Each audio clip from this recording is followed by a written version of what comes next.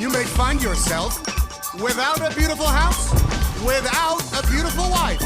And you may ask yourself, how did I get here? Well, can Tom Hanks do anything wrong lately? I don't think so. He's been terrific in movie after movie. He is so understated, so right on the money. There's nothing flashy about the performances Tom Hanks, a two-time Oscar winner himself, has been delivering lately, and that certainly applies to the unique new film he's in called A Hologram for the King.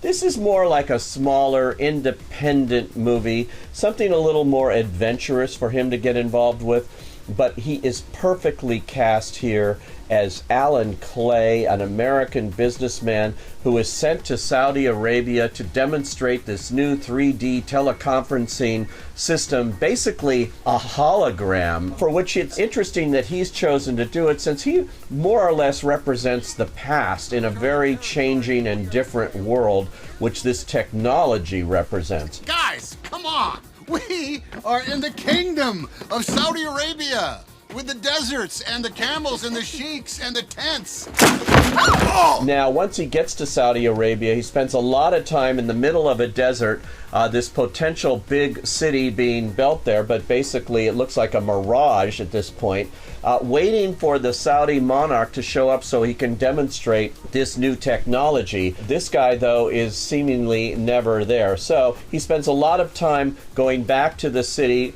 where he does meet a woman doctor there, played by Sarita Choudhury, who is a new relationship for him, and certainly one that represents a different view of women than we've had from movies about the Middle East. And this relationship that they do strike up is one of the more intriguing aspects of the film. What do you think of this? You and me, the big culture clash?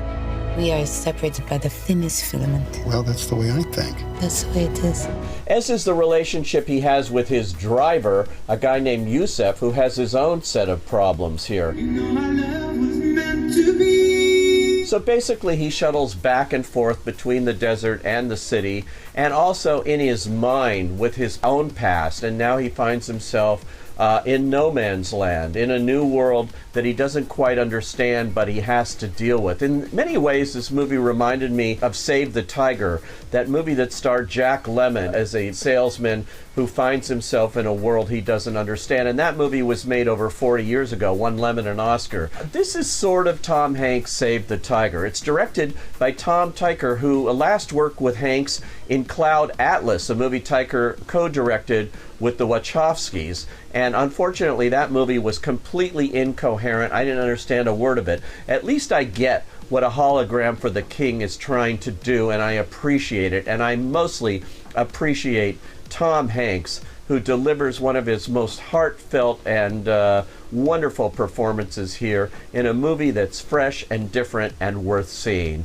I say, go.